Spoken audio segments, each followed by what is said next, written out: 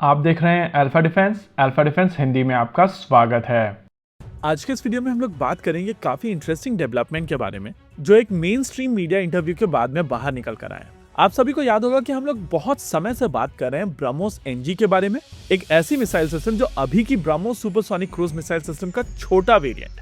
Ramjet engine से पार की जाने वाली ये मिसाइल सिस्टम लगभग 2.8 माक की स्पीड अटेन करेगी और लगभग 300 किलोमीटर की दूरी पर अपने टारगेट को मारने में सक्षम होगी। इंटरेस्टिंगली, इस मिसाइल सिस्टम का वजन current BrahMos supersonic cruise missile system का आधा होगा। बेसलाइन ब्रह्मोस मिसाइल सिस्टम लगभग 3000 किलोग्राम की एक मिसाइल सिस्टम है और अगर आप एयर वेरिएंट की बात करें तो उसका वजन लगभग 2.5 टन का है। लेकिन अगर आप ब्रह्मोस एनजी की बात करें तो यह केवल 1200 किलोग्राम की मिसाइल सिस्टम होगी और इसी वजह से भारत का तेजस एयरक्राफ्ट 2 ऐसी मिसाइल सिस्टम्स कैरी कर सकेगा। करंटली भारतीय वायुसेना का केवल एक aircraft Su-30 MKI BrahMos air missile system को कैरी करता है और ये मॉन्स्टर एयरक्राफ्ट केवल एक ही मिसाइल सिस्टम कैरी कर सकते। लेकिन अगर आप ब्रह्मोस एनजी की बात करेंगे तो आइडिया है कि ये मिसाइल सिस्टम एक कॉम्पैक्ट मिसाइल सिस्टम होगी और न ही केवल इसका वजन कम होगा बल्कि इसकी लेंथ भी काफी कम होगी। ब्रह्मोस एज सच की अगर बात की जाए तो ये एक जॉइंट वेंचर कंपनी है और 49.5% स्टेक्स रशिया के। ओनरशिप की अगर बात की जाए तो आधे % के साथ में भारत के पास में इसकी ओनरशिप है,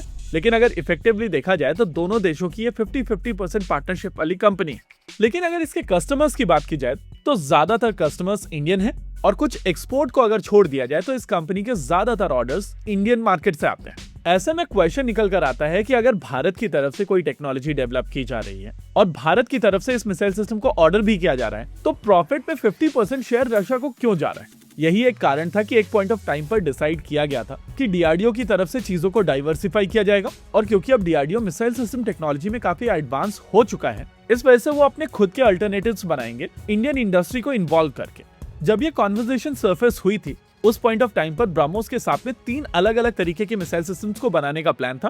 पहला ब्रह्मोस 2 जो एक हाइपरसोनिक क्रूज मिसाइल सिस्टम होनी थी जिसकी base technology Russian zircon missile system से आनी थी। दूसरा ब्रह्मोस एनजी जो करंट ब्रह्मोस मिसाइल सिस्टम का कॉम्पैक्ट वेरिएंट होनी थी और तीसरा ब्रह्मोस ईआर जो एग्जिस्टिंग ब्रह्मोस मिसाइल सिस्टम की रेंज बढ़ाने की और स्पीड बढ़ाने की एक्सरसाइज थी।